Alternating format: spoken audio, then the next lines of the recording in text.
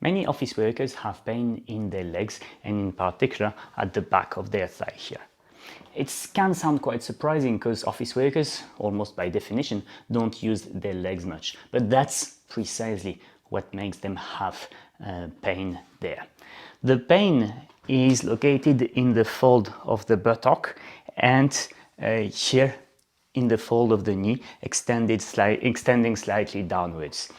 In this video, I want to tell you more about the causes of the pain, and then I'll show you a few exercises that I do for myself and which I've found quite useful.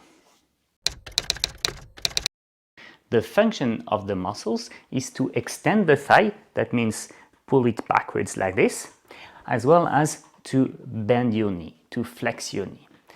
Here is one first reason why the muscles can be painful. As office workers, we tend to keep the knee always at 90 degrees because that's, say, around the proper neutral sitting posture. But that means that the muscles remain shortened for prolonged periods of time. Another reason why we can have pain here is when the chair is too high. Because when the chair is too high, suddenly there are pressure points here at the back of the leg, and that is especially true if the chair is too hard / wrongly designed, e.g. what your kids have at school, especially as they do not have a footrest. So this is a typical situation for when you're, say, not too tall and on a chair which is not meant for office work, or when you're a child. And the third type of situation, which you won't see much in the literature, is when your feet are anchored in the floor and you tend to slide in the seat for XYZ reason. There's a different video that I will link in the description on why you slide in your chair, while there's static contraction in the hamstring muscles that immediately awakens the pain in the thigh. So what can you do about it? Well, number one is make sure that you have a proper chair, that means padded and well designed so that it doesn't create pressure points. Make sure that you have your feet on the floor, and if you don't have the floor, you put a footrest. And three, make sure that you get up often enough to walk. Often enough, I mean around 2 times per hour, i.e. every 30 minutes. The same reason applied to the strain in the lower back. After 30 minutes, there's compression in the lower back. So it's not only for your hamstring that you need to do that, it's also for the lower back muscles and the discs. Now let me show you the exercises that I do twice a day and which I find quite helpful. For doing them, I need an elastic band, and I like the black roll a lot. So now here is what we're going to do. We're going to take the black roll and fold it in 2 and in 2 again. So in 4, yeah?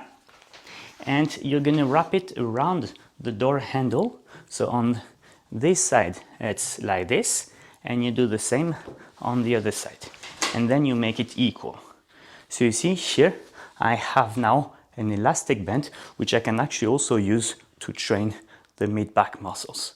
Okay, but now I'm training the legs. And what I'll do is I'll fit one foot through the loop, and with the other leg, I'm gonna maintain the door in one place. Simply, the exercise is as follows. I make a hollow back so you can see my hand, and I make a flat back, and my back will have to stay flat during the whole exercise. So this is really about controlling your abs.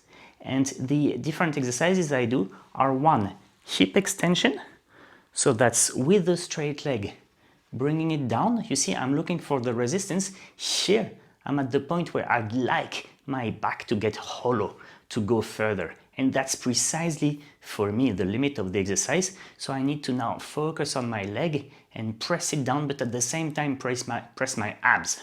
Okay? So this type of exercises is number 1. Number 2 is I lock the femur bone and I just bend the knee. So you see, it's important that this part of the leg doesn't move.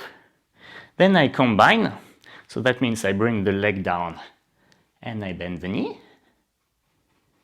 trying to be very slow and very precise in the movement. Again, flat back. And the third exercise is, well, not directly related to the hamstrings, but it's about training the adductors. So that means bringing the legs towards each other. The reason why I add this last exercise on the adductors is, like many men, I have the tendency to let my knees spread outwards. Not that much, of course, because I'm a posture therapist, but you see also in the car, your left leg will go towards the door. So by training the adductors, I help preventing this deviated posture when I sit. So try these exercises, which you can of course combine with stretches of the hamstrings done lying down on your back. But remember that the goal is not to do fast reps or anything. The goal is to do slow reps, super precise, mobilizing your lower abs a lot so that your back stays flat on the ground. And as always, I truly appreciate your feedback on these exercises and what you experience when you do them and afterwards, because the goal of the channel is to learn from each other's experience.